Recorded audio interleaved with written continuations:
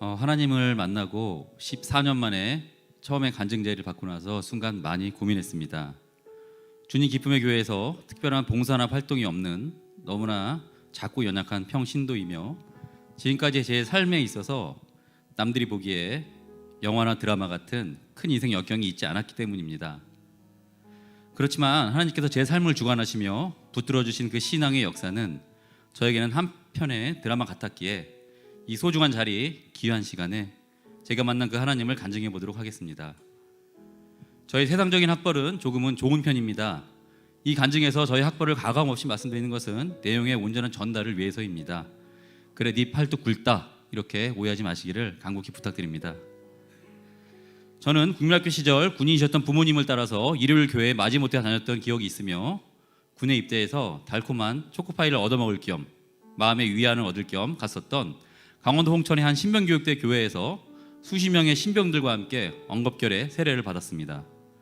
그리고 군 제대와 함께 교회도 제대하게 되었는데요. 그것이 저의 신앙생활이 전부였습니다. 그래도 나름 공부는 열심히 해서 과학고를 졸업하였고 서울대에 입학하게 되었고 개인과외로 나름 풍족한 돈이 있었기에 불신자인 친구들과 술, 담배를 하면서 세상의 재미에 흠뻑 빠져 20대를 보냈습니다. 2005년 제 나이 29세 의대 본과 4학년 시절 저는 드디어 하나님을 만나는 인생의 변곡점을 맞이하게 되었습니다. 예수님을 잘 모르고 세상을 살던 죄인된 저는 그 당시 깊은 삶의 고민과 괴로움과 우울함에 힘들어했었습니다. 의사고시를 준비하던 어느 날 불현듯 두꺼운 성경책의 내용이 궁금해지기 시작했습니다.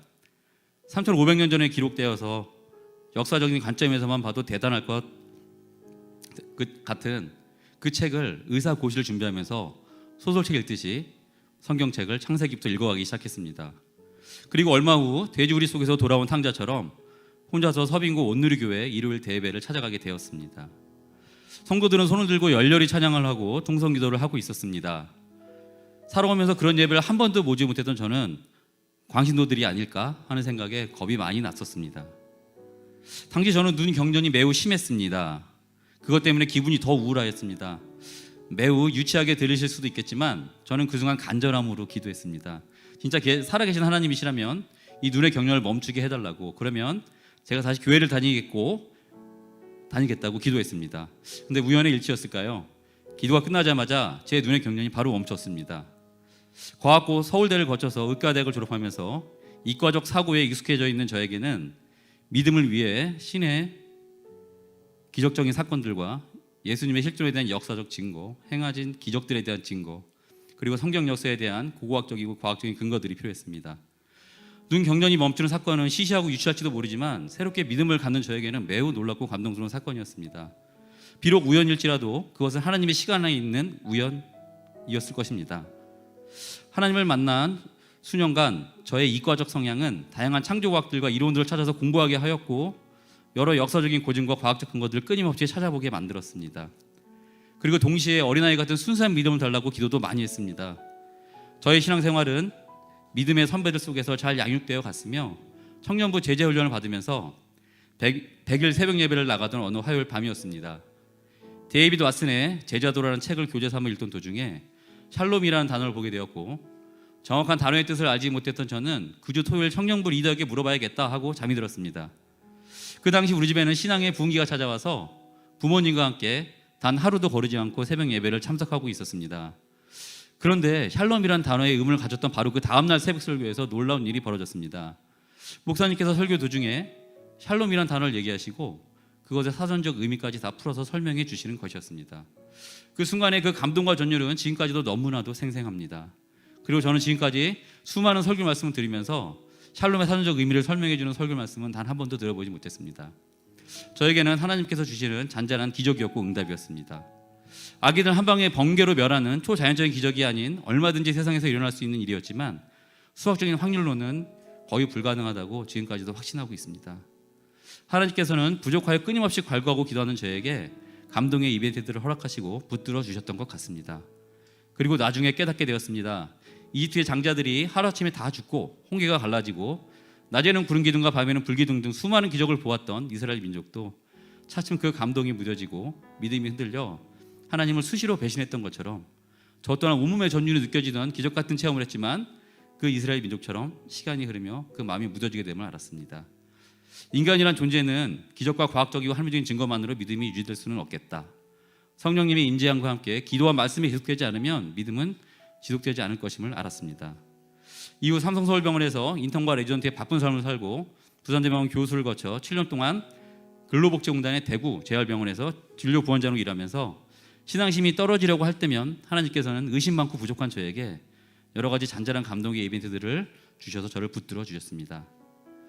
말씀이 너무 좋아서 수용차를 출퇴근하는 시간들과 대구 부산에서 서울을 오가는 그 시간들에는 항상 말씀을 들었습니다. 어떤 TV 프로, 대중가요, 라디오보다도 말씀이 훨씬 더 재밌고 좋았습니다. 독서에 있어서는 하나님께서 주신 유일한 진리인 그 성경책을 읽는 것이 가장 의미 있는 것 같아서 시간만 되면 성경책만 읽게 되었습니다. 다른 경제 인문서적들은 별로 읽어보지를 못했던 것 같습니다.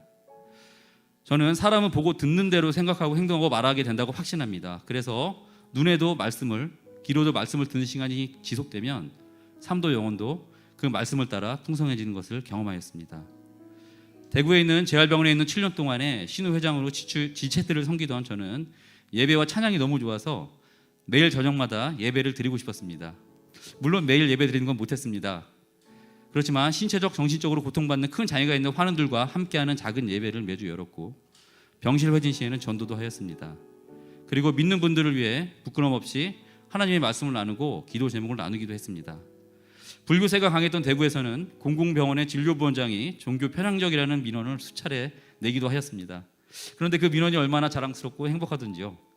영적으로는 참 행복했던 시간들이었습니다. 저는 기독교에 갇히기 위해 2019년 11월 개원을 하였습니다.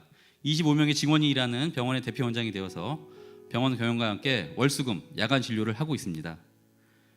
그리고 이제 4살 된 늦둥이 막내 아들까지 3명의 아이들을 양육하며 소위 아주 빡센 삶을 살고 있습니다. 오늘은 8시까지 야간 진료가 있는 날입니다. 개원 후에 진료를 빼고 어떤 행사를 간 적은 오늘이 처음입니다. 제 인생에 이보다 더 귀한 시간이 또 있을까요? 2주 전부터 이 간증을 준비하면서 저에게는 다시 한번 큰 은혜가 찾아왔습니다. 심신이 지쳐서인지 출퇴근 시 세상에 대중매체를 가까이 하였었는데 이 간증을 준비하면서 출퇴근하는 차 안에서 다시 말씀을 듣게 된 것입니다. 그리고 다시 놓았던 성경책이 손에 잡히기 시작했습니다. 저는 집 앞 가까운 곳에 교회가 있는 것이 항상 소망이었습니다. 매일 교회 가고 싶었으니까요. 그런데 그 꿈이 2020년 1월 서울로 이사 오면서 드디어 이루어졌습니다. 주님 기쁨의 교회가 제가 사는 아파트 바로 앞에 있었던 것입니다. 아내와 경험차 들린 주님 기쁨의 교회 예배에서 담임 목사님의 훌륭한 설교와 성직자로서의 훌륭한 이쁨에 단박에 매료되어서 우리 교회의 성도가 되었습니다. 감염에 특히 조심해야 되는 직업 특성상 교회 등록하고 얼마 되지 않아 현장 예배에 참석할 수가 없게 되었습니다만 우리 가족은 항상 일요일 아침 모여 경건한 분위기에서 온라인 예배를 드리고 성경책을 같이 읽었습니다. 돌이켜보면 대구에서 7년 동안 신우회와 환우 예배를 섬긴 것이 코로나 시대에 우리 집의 가정사역을 위해 미래 하나님께서 저를 훈련시키셨던 게 아니었던가 하는 생각을 해보게 되었습니다. 현재 저에게 주어진 첫 번째 사명은 가정사역이며 둘째는 직장사역이라고 생각하고 있습니다. 얼마 전 5월 가정의 달 새벽 예배 때 두 딸들과 일주일 동안 새벽 예배를 전일 출석을 하였습니다. 저희 사랑스러운 두 딸은 고맙게도 기쁨으로 이른 아침 벌떡벌떡 잘 일어나 주었고 정말 은혜로운 가운데 새벽 예배를 함께 했습니다. 당연히 제가 무척 감사하고 행복하지 않았겠습니까? 두 가지 기쁨이 있었습니다. 한 가지는 제가 아빠로서 하나님을 알고 예수님을 믿는 그 가정사역에 그래도 성공하고 있다는 것에 기뻤고 또 한 가지는 이렇게 하나님을 사랑하는 아이들이라면 이 아이들의 삶은 하나님께서 축복해 주시겠구나 라는 생각에 기뻤습니다. 우리 병원의 비전은 직원들 서로에게 그리고 환자들을 위해서 사랑과 배려와 친절함이 가득한 하나님의 축복이 흘러넘치는 행복한 병원입니다. 그리고 병원의 로고에는 주님의 십자가와 성경 말씀이 들어있습니다. 로고 업체에 의뢰할 때 기독교의 그 스피릿, 정신을 넣는 것이 가장 중요하다고 하여 만든 것이었습니다. 직장 안에서 전 직원들이 모이는 조회나 회의에서 항상 자랑스럽게 하나님의 병원임을 직원들에게 선포합니다.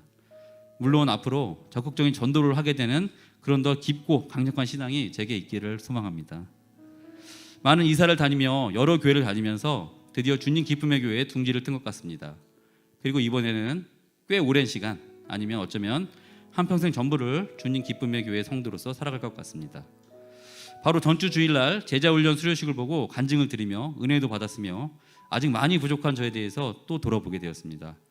저는 최근 들어 주님 기쁨의 교회에 같은 훌륭한 담임 목사님과 교육자분들, 봉사자들 그리고 교인들이 있는 아름다운 교회라면 제대로 내 삶의 많은 부분을 들여 헌신해도 될 것 같은 마음이 들기 시작했습니다.